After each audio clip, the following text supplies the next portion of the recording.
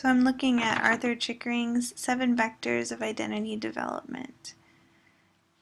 Chickering is a professor of education leadership and human development at George Mason University, and he holds a Bachelor's of Arts in Modern Comparative Literature, a Master's of Arts in Teaching English, and a PhD in School Psychology. And he came up with the 7 vectors, which are foundational to student development theory since the late 1960s and have really helped inform a lot of the current research that's happening as well. So his 7 vectors are listed here, and I'm going to go over each of them individually in the following slides.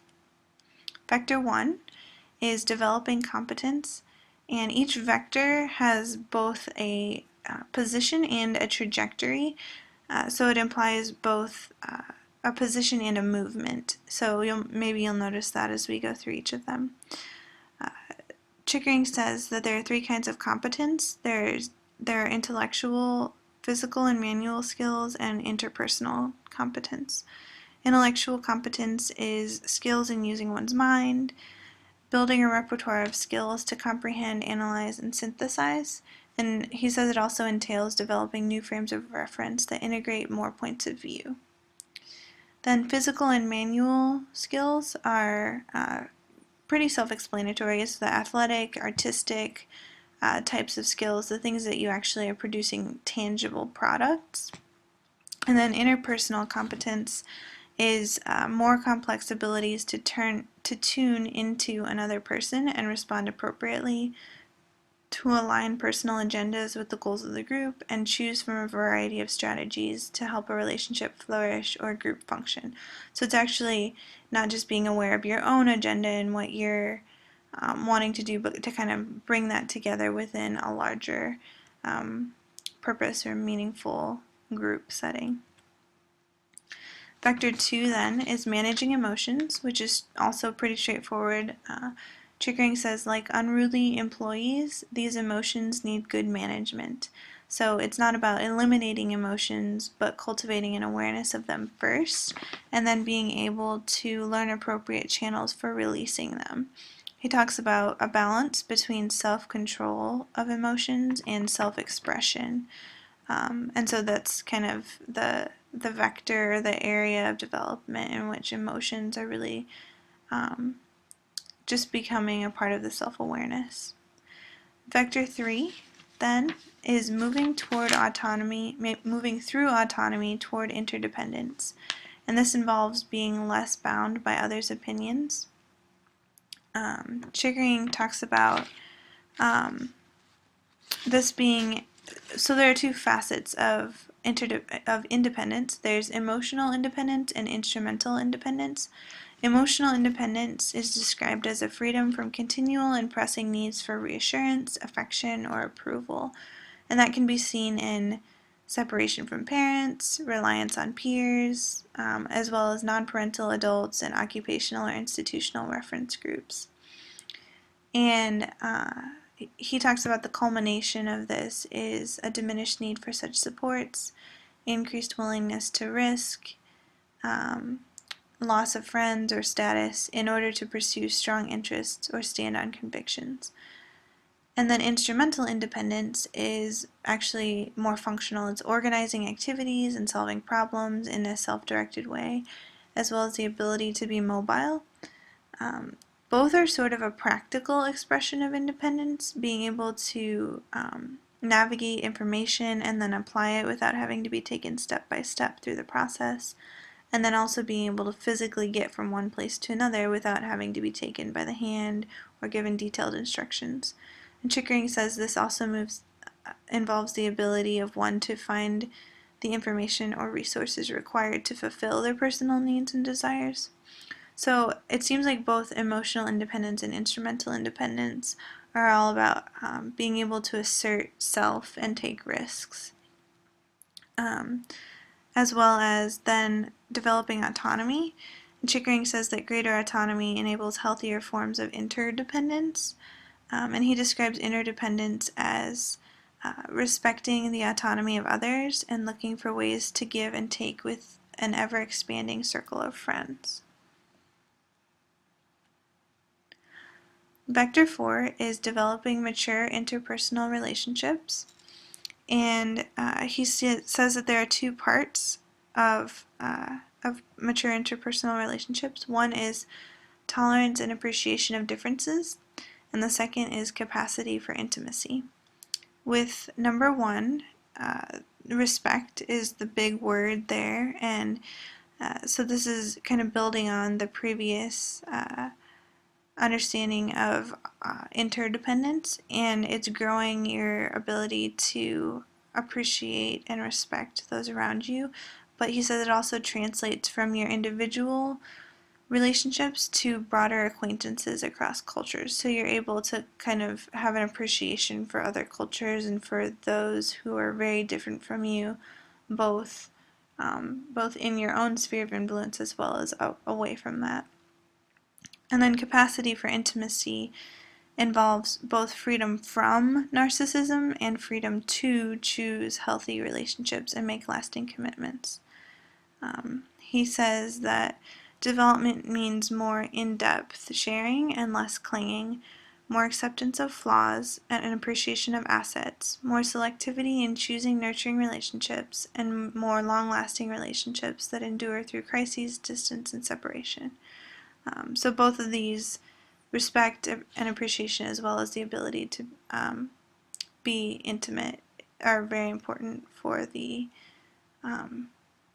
interpersonal relationships maturing. Vector 5 is establishing identity. And he says that identity does not stand alone, but really depends in part on the other previously mentioned vectors. He specifically cites competence, emotional maturity, autonomy, and positive relationships. And then he goes on to say that there are 7 facets that play into development of identity. One is comfort with body and appearance. These are pretty self-explanatory. 2 is comfort with gender and sexual orientation, sense of self in a social, historical, and cultural context, clarification of self-concept through roles and lifestyle, sense of self in response to feedback from valued others, self-acceptance and self-esteem, and personal stability and integration. And he compares developing identity to several things, one of which is remodeling a house. And he says that as a solid sense of self emerges, it becomes more apparent that there is an I who coordinates the facets of personality, who owns the house of self and is comfortable in all of its rooms. And one thing I really appreciate about Chickering's explanation of identity is that it's not only involving developing an understanding of inward self, but also that the ability to do so is inseparable from, he says, seeing self within a social and historical context. It is not simply a personal, individual endeavor to develop identity, but also a communal one. Vector 6 is developing purpose, and here he talks about how college students are all dressed up with no idea where they want to go. And he says that they have a lot of energy but no particular understanding of their destination. He also mentions that this is not just about knowing who you are and where you came from, but also who you want to be. He builds into this vector the fact that college students often enter with this idea that the purpose of college is to get a good job versus actually building skills in the widest variety of experiences. And I've seen that. I think that's really true, where students don't understand that a lot of college really isn't about simply a degree that's a ticket to a job, but it's rather about developing into a kind of person who, of course, can do that particular job, but also has gained skills for much more than a job or career. He says that this purpose involves 3 major elements. 1 is vocational plans and aspirations, 2 is personal interest, and 3 is interpersonal and family commitments.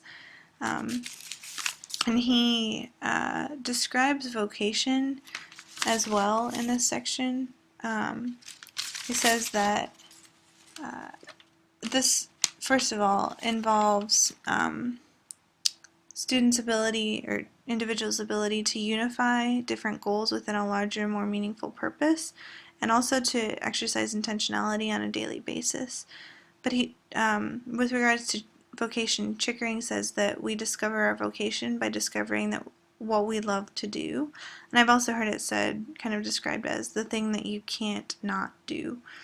So his emphasis here is largely on that. And then vector 7, the final vector, is developing integrity. He says, our core values and beliefs provide the foundation for interpreting experience, guiding behavior, and maintaining self-respect. And he lists out 3 sequential but overlapping stages. The first is humanizing values. Accommodating real life is a part of that, and really beginning to understand that this is a shifting away from like automatic application of uncompromising beliefs, but beginning to use principled thinking and balancing out one's own self-interest with the interests of one's fellow human beings. So you're realizing that there are other people who believe something very different than you, and so your beliefs and values are being tested and challenged, which can lead to them either being strengthened or discarded. The second stage is personalizing values. This is a stage in which they're consciously affirming their core values and beliefs while also respecting others' points of view. So the congruence develops where the person's behavior is consistent with their value, which is the next stage, developing congruence. And basically, it is what it says. Just that's integrity, that there's no dissonance between what they're actually doing and what they believe. So some of the strengths of this model, I think, are, one of the biggest ones from my perspective is that he is very intentional in several of his vectors about highlighting both the importance of personal and communal processes of reflection and identity. He also emphasizes that the importance of both understanding the concept of strength within your identity and values, which gears us towards an understanding that identity is not simply a static state, but involves both an understanding of where each has come from, being stable and present, and an idea of where the individual hopes to go, or who he or she hopes to become. In other words, as the word vector indicates, this theory implies both an initial position and a trajectory. Weaknesses. One thing I do wonder about is, with regard to Chickering's theory, is if it would apply directly to those not within an American and first world experience. This question brings with it questions about application to diverse populations. Would missionary kids or third culture kids fit these vectors? I think his theory is legitimate, in large part because I've experienced much of it as resonating with my own experience, but perhaps it could be used as a framework to both understand a typical white American college student's journey to understanding a holistic identity, and then to begin to explore other cultures' sense of self and how autonomy is viewed in that student's culture, rather than forcing those ideals on each student. And then application to practice. I see so much potential for the application of this theory to practice. For example, the section on moving through autonomy toward interdependence. The emotional and instrumental independence facets are really common as college students are functional and living away from home, but yet still emotionally perhaps tied to dependence. And I think student development can help students really begin to navigate both of those as significant facets of independence, building functional skills and communication for emotional independence, and encouraging them towards interdependence. So yeah, overall I think there are a lot of really helpful applications to student development professionals really beginning to navigate what it looks like to create space for students to talk about these things and also experience growth through being challenged, but also through standing up for those things that they have chosen to value and believe in. And most of my understanding of his vectors came from the book that he wrote called Education and Identity.